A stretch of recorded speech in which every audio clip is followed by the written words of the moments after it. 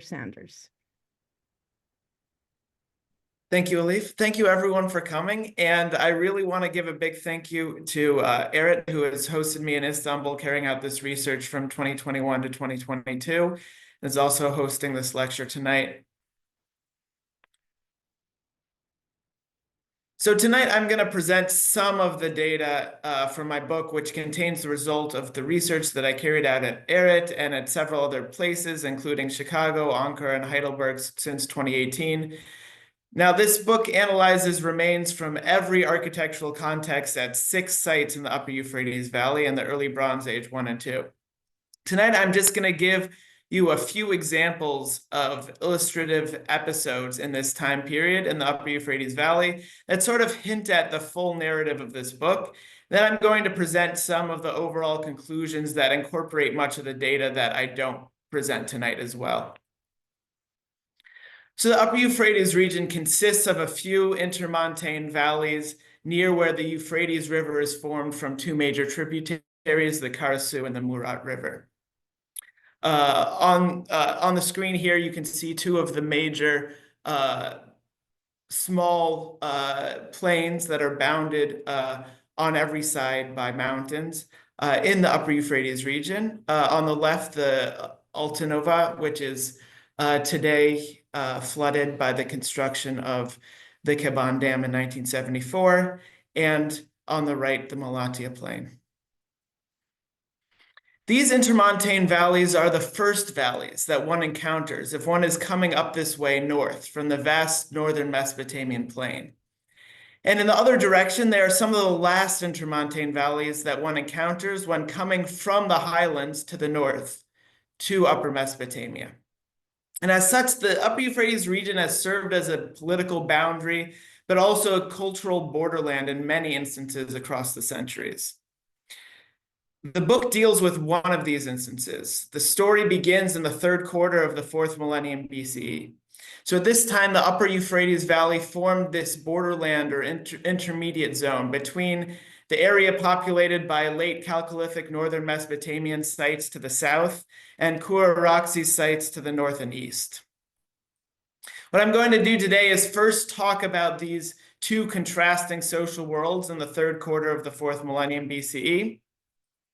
Then I'm going to talk about the confrontations that occurred at the time when evidence of intimate contact between members of these different social worlds first began to appear. And then finally, I'm going to talk about the incredibly diverse and imaginative new social worlds the descendants of these people created as violence began to fade in the early Bronze Age too.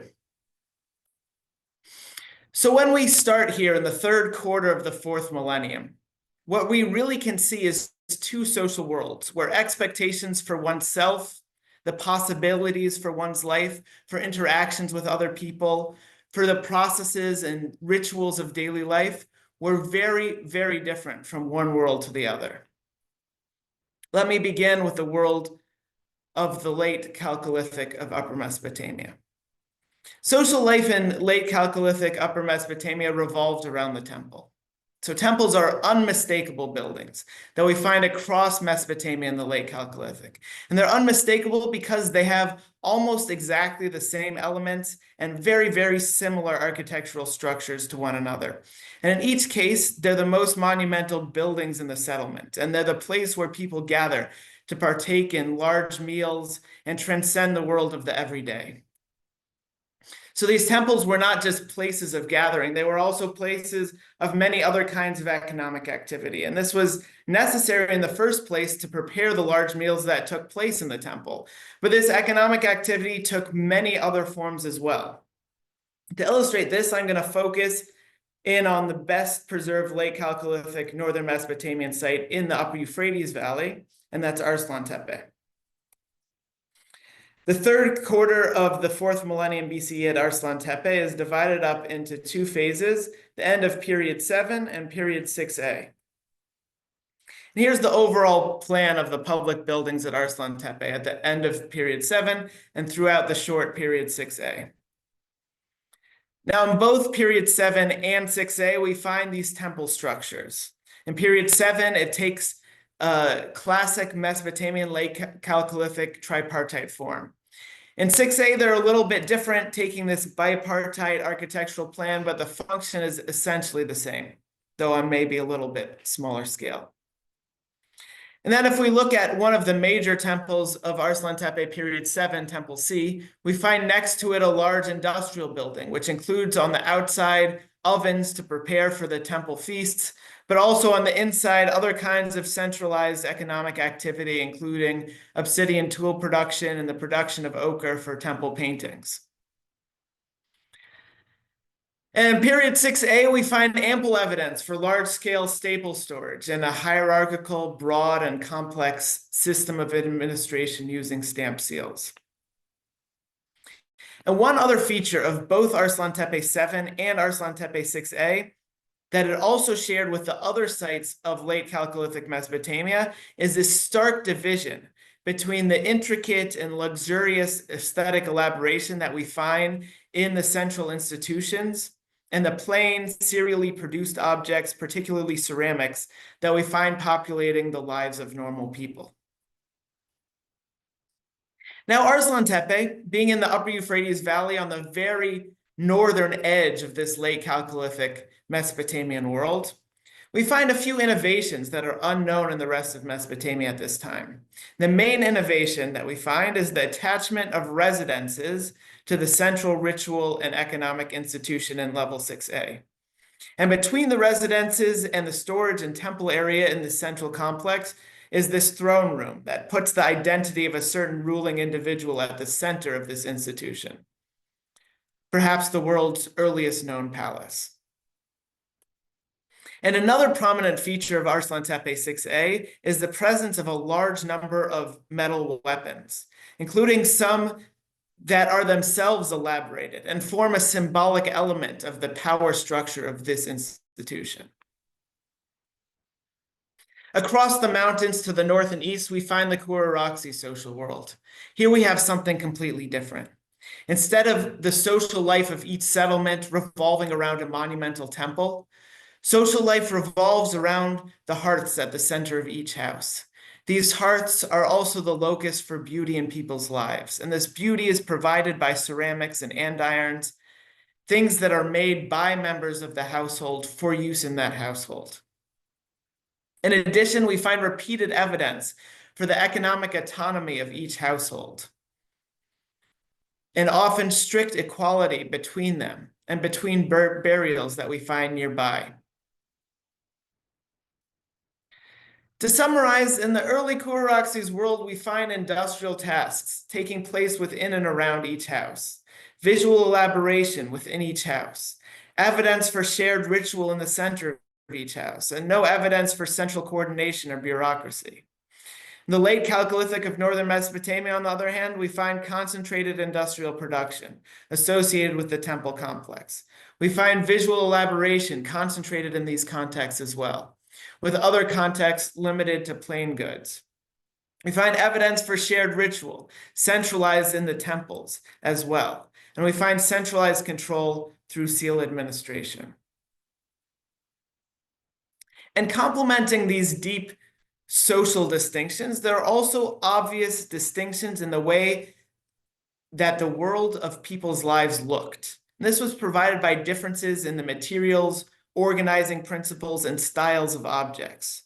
We find differences in the material and layout of houses, in the layout of settlements, in personal adornment, in ceramics, in the shape of hearths. So we can certainly imagine the intense disjunctive experience that a person would have, growing up learning the visual symbols, learning the social expectations of one of these social worlds, and then being confronted with the other. And we can imagine the intense emotions that this disjunctive experience might have triggered.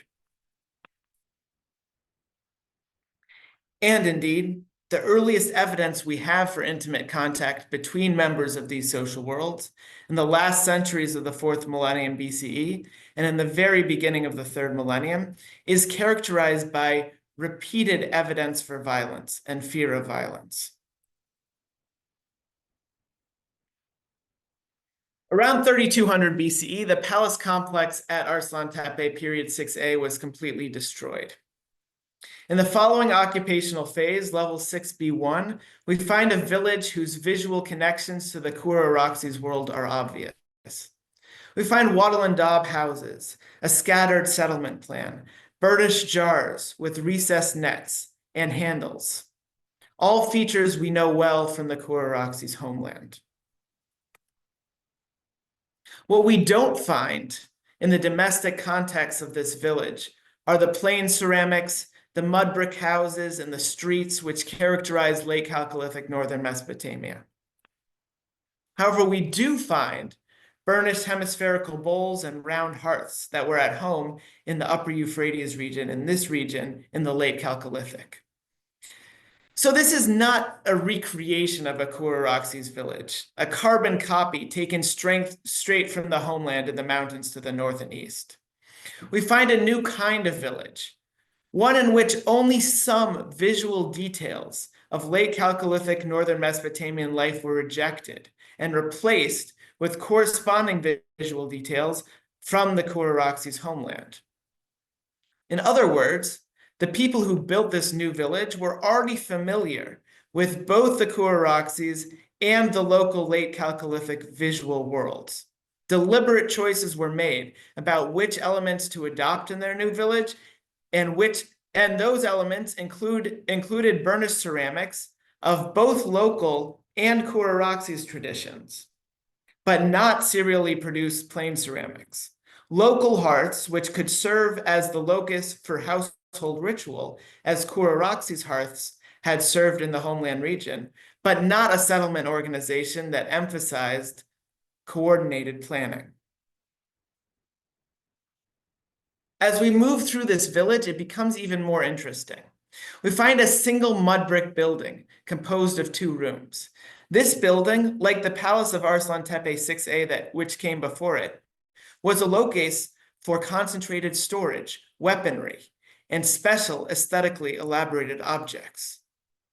And behind it, we find a single wattle and daub dwelling that was larger than all others in the village, continuing the connection between communal institutions and elite dwelling that we found in the Arslan Tepe 6a palace.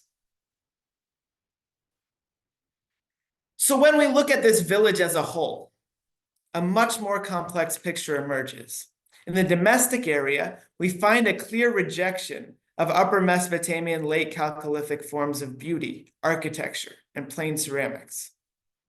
The special buildings of the village, on the other hand, do not adhere to these taboos. The residents of the village presumably had a hand in the destruction of the Arslan Tepe palace. They created a new Kura-Araxes-linked visual orthodoxy that rejected the visual elements that had become symbolic of the hierarchical system that the Arslan Tepe palace represented. In this disjunctive, unpredictable, and violent environment, however, they tolerated a new leadership and central institution that was totally alien to the Kura-Araxes social world, whose visual symbols united them, and even allowed this institution to transgress the visual orthodoxy that was maintained in the domestic parts of the village. In sum, the EB1A village at Arslan Tepe, we find the development of a popular visual orthodoxy that rejects certain elements of the late Chalcolithic Upper Mesopotamian world, but is transformed by the interactions that took place there. And socially actually has a lot in common with the Arslan Tepe 6a occupation. Here also, we find a special building with concentrations of specially elaborated objects, ritual, implements of violence, and economic power, though it lacks the monumentality and bureaucracy of the level 6a palace complex. This unique combination of deliberate visual imports from the Kura-Araxes world and continuations of the hierarchical trends from the world of late Chalcolithic Upper Mesopotamia, and particularly Arslan Tepe 6a, is illustrated in gruesome detail in the Arslan Tepe royal tomb. This tomb takes the form of a stone-lined cyst, imported from the cemeteries of the Kura-Araxes world. And it contains two chambers, a lower chamber with a middle-aged man who is the tomb's primary occupant, along with a copious quantity of personal adornment, weaponry, and ceramics. And above the closing slabs of the tomb, we find 4 human sacrifices, 2 of whom are richly dressed for the occasion. The personal adornments found in the tomb are exclusively drawn from the Kura-Araxes visual world. Among the ceramics, like in the mud brick building of the EB1A village, we find a mixture of Kura-Araxes and local tradition ceramics. Overall, at Arslan Tepe, in the EB1A, we find something shocking: a coalition of people drawn together under a set of visual templates that define a new Kura-Araxes inflected orthodoxy that are successful in overthrowing the central institutions of that site, burning them to the ground, rejecting their monumental and bureaucratic nature, while at the same time accentuating their unique aspects centering on the violent power of a leader's personal identity.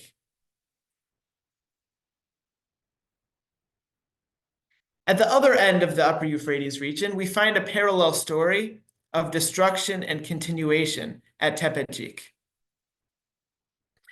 The major excavated remains of the late Chalcolithic at Tepejik consist of a western gateway building that also had industrial uses. To the west of the building, in the layer of rubble that covers the late Chalcolithic remains, we find a large number of sling stones, implying that the destruction was caused by an assault on the settlement from the west.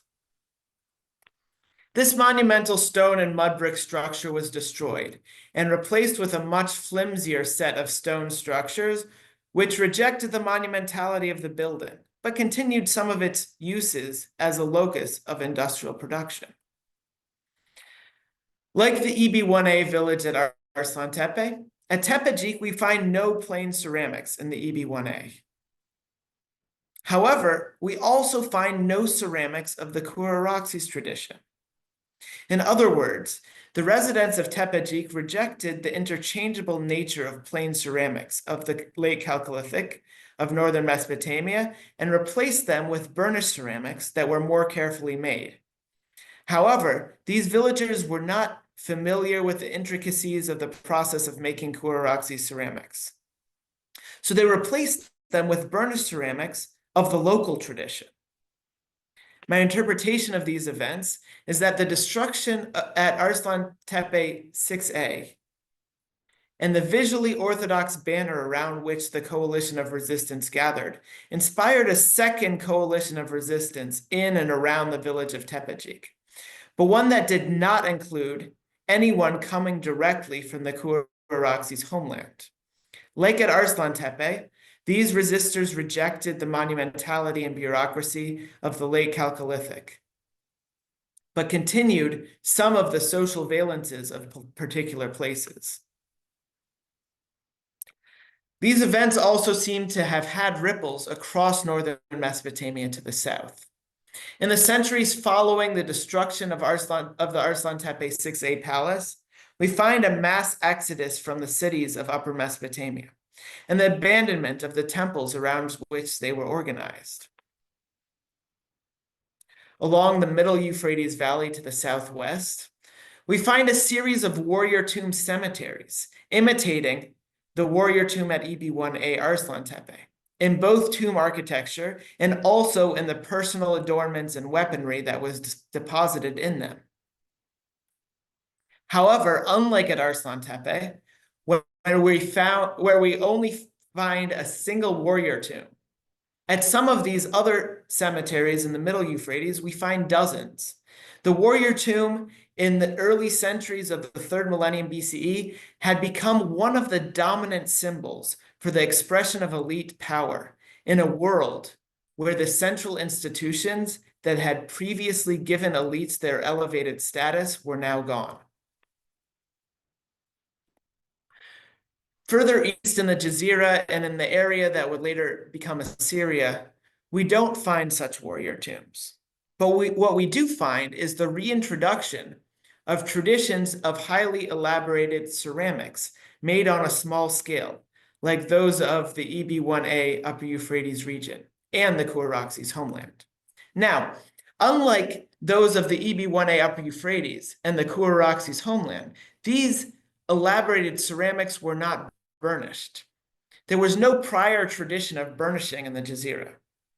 Instead, they were painted, reviving local traditions of ceramic decoration that had existed in northern Mesopotamia centuries earlier.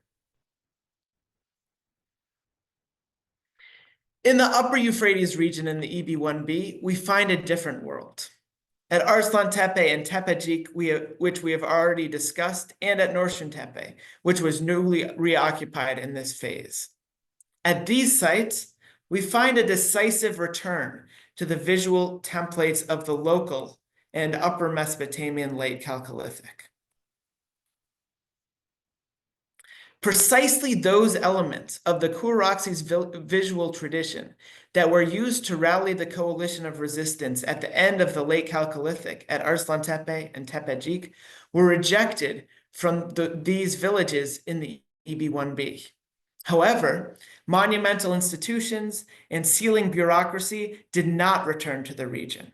We don't even find any central storage places like the one at EB1A Arslan Tepe.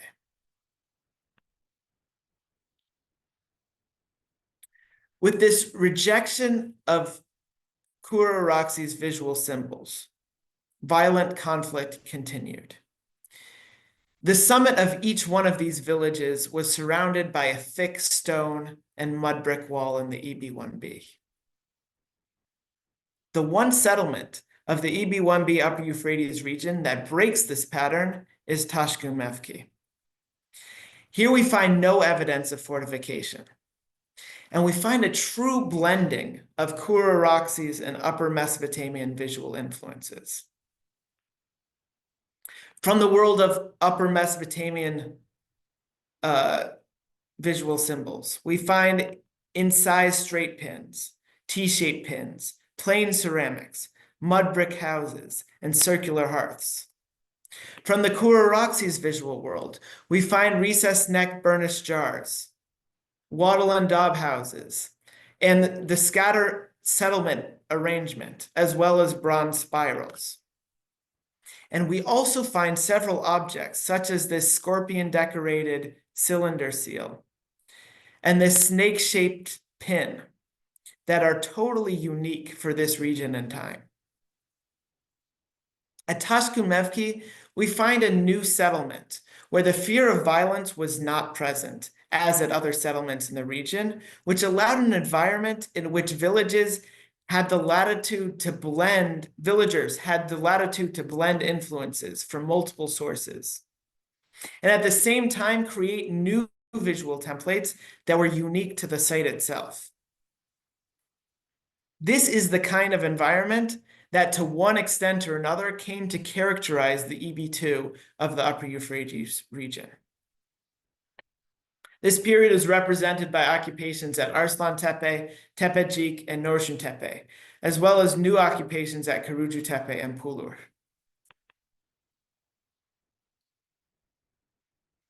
One of the most important features of the EB2 in the Upper Euphrates region is new visual templates that combine and incorporate elements of the local late Chalcolithic and Kuraxes worlds.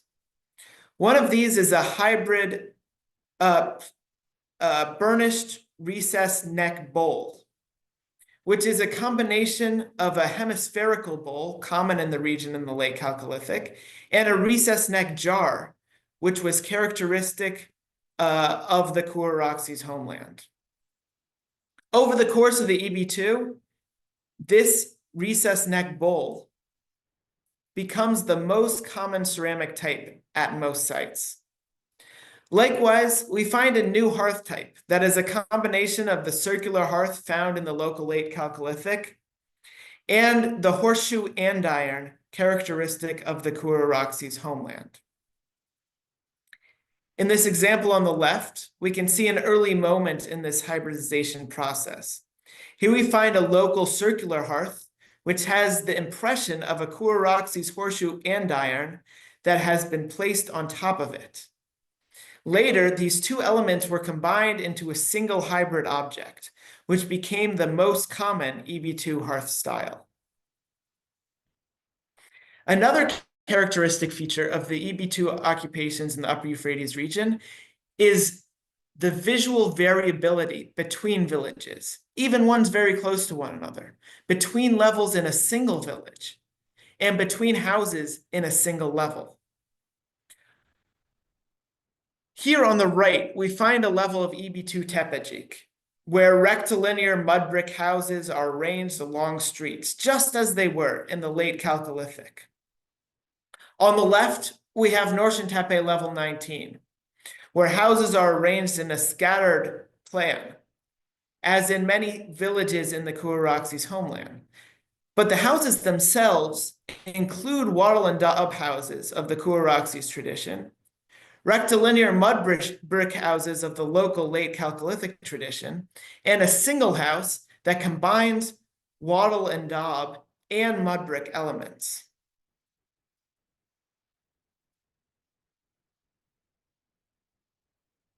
In addition, hearths, that center of household life and ritual, take numerous forms in the EB2 Upper Euphrates region, including between neighboring houses and individual levels.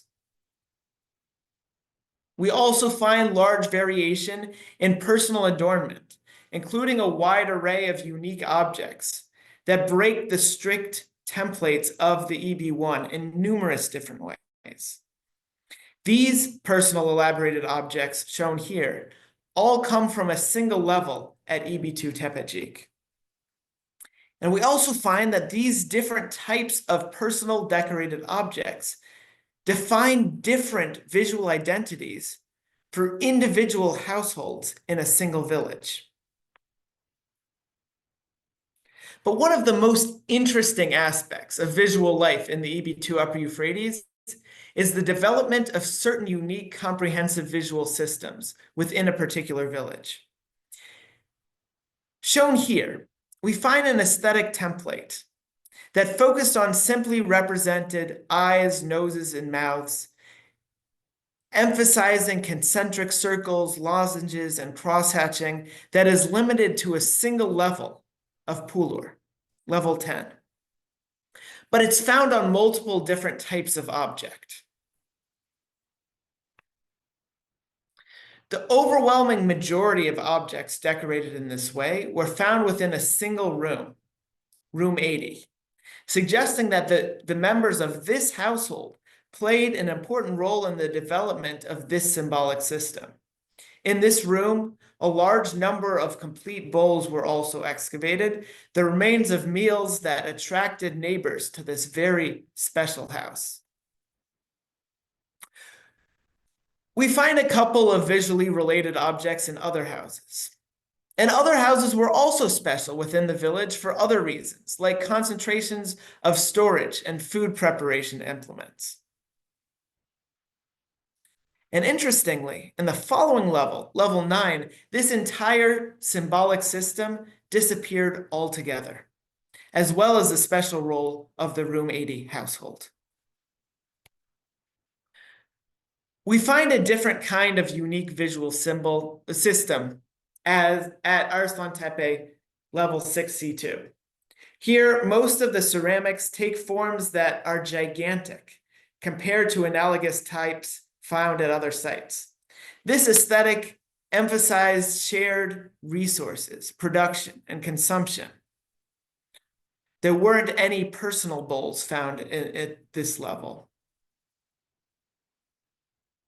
And indeed, there is a single house in this level that contains a huge concentration of storage and food preparation vessels that must have been shared between members of other households in the village.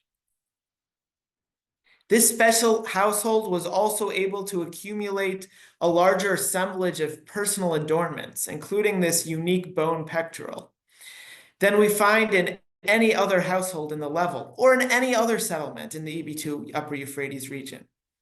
As at Pulur level 10, this special household lost its significance in the following architectural phase.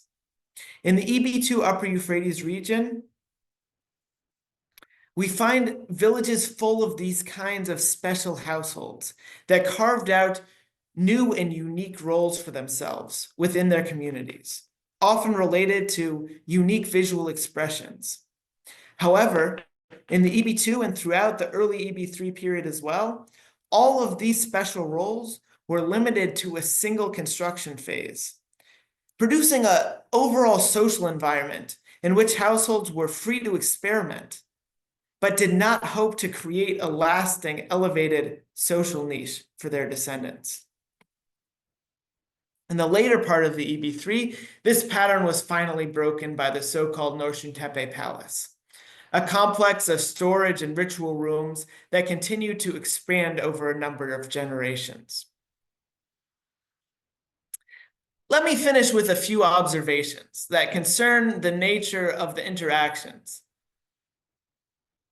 that took place between members of the Kuraxes and Upper Mesopotamian Late Chalcolithic social worlds, as well as their descendants. These observations are based on the data I've presented today, but also a large amount of data that could be found in the book. First of all, to restate, the earliest indications of intimate contact between members of the Kuraxes and Upper Mesopotamian Late Chalcolithic social worlds are characterized by violent confrontations that were not only limited to the individuals engaged in this intercultural contact themselves, but produced ripples that sparked violence and social disintegration far beyond the immediate environment of these interactions. Secondly, the violence initiated by these intimate interactions took place along lines that were expressed by new visual orthodoxies that commented on the differences between expectations in these two social worlds. These visual orthodoxies did not simply correspond to the visual aspects of life within the Kuraxes and Late Chalcolithic Upper Mesopotamian worlds, respectively. They were new inventions that emphasized certain salient visual differences and ignored others that were deemed less significant. The coalitions that were drawn together to coordinate violence using these visual orthodoxies were not limited to the members of the corresponding social world either. We find this most clearly at Tepejik, where local resistors to the site's monumental institutions emphasized local elements of material culture that resembled the elements of Kuraxes visual culture that were incorporated into the corresponding visual orthodoxy at Arslan Tepe. In addition, where we find villages that adhere to a Kuraxes linked or Mesopotamian linked visual orthodoxy, there's no indication that these visual orthodoxies correlate to elements of social organization from the corresponding social worlds. In other words, villages embracing a Kuraxes linked visual orthodoxy were not necessarily more likely to follow Kuraxes social expectations of household economic autonomy or equality between households than other villages embracing a Mesopotamian-linked visual orthodoxy. On the other hand, there's much more evidence for a link between violence and the kinds of concentrations of economic and visual power that characterize the Mesopotamian social tradition. In contrast, villages with less evidence of violence or fear of violence, like fortifications, show more similarities to Kuraxes social traditions of household autonomy and equality between households. We can imagine that in contexts with greater fear of violence, villagers might have found themselves more willing to give ritual or economic power to certain individuals who promised to coordinate protection in exchange for authority. Over the centuries following the initiation of an intimate contact between the Kuraxes and Mesopotamian social worlds, we find decreasing evidence for violence, including fortifications and burnt destruction levels. But how could this have happened? We've observed that fear of violence led to an embrace of visual orthodoxies, which themselves could be used to organize coalitions of violence. How did this cycle of violence slow down?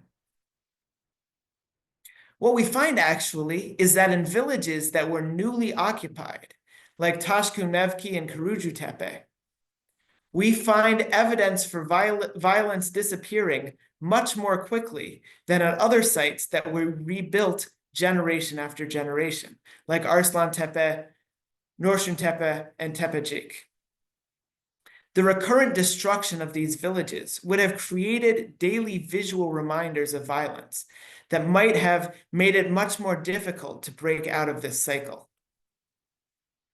And finally, in the EB2, we find a social environment more friendly to certain households developing new special roles within their villages that were both inventive and ephemeral. However, after several centuries, this social environment came to an end with the construction and gradual expansion of the Norshan Tepe Palace, a topic for my next book. I have many people to thank for helping me in this research, presumably several people who are here in the audience, and a number of institutions and teams around the world that have made this research possible. Thank you all for your attention, and I welcome any questions.